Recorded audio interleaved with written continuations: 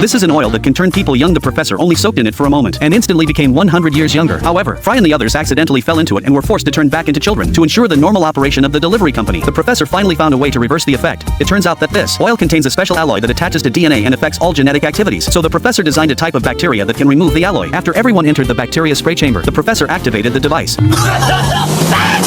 But when the smoke cleared, they actually became even younger. After detecting with instruments, the professor discovered a more tricky problem. At this moment, everyone was shrinking every second, and the change on Zubaz was particularly obvious. If this trend continues, everyone will eventually degenerate into embryos and even disappear completely. To stop this time reversal, the professor launched a second round of research, but he always struggled to make a breakthrough. The noisy children made it impossible for him to concentrate, so he had to entrust the children to Leela's care. When Leela was telling stories to the children, she accidentally discovered a place called the Fountain of Aging and immediately informed everyone of this discovery. At this time, everyone had become increasingly younger, on the verge of the embryonic state, so the professor immediately drove the spaceship to the Fountain of Aging. It is said that the fountain is located at the center of a dark solar system. After arriving at the destination, they found a dying star. The closer they got to this star, the older things became, and it was obvious that the Fountain of Aging was hidden on this star. When the professor was searching on the surface of this aging star, a mysterious purple spring really appeared. Swaberg accidentally slipped and fell into it, and his body underwent visible changes, eventually turning into a fossil and dissolving into nothingness. Just as everyone was mourning Swaberg's departure, they heard his voice again. It turns out that Swaberg is a symbiotic creature, and he only returned to his original form. All his previous brothers split off from him, and the one who fell into the spring and died just now was actually one of his brothers.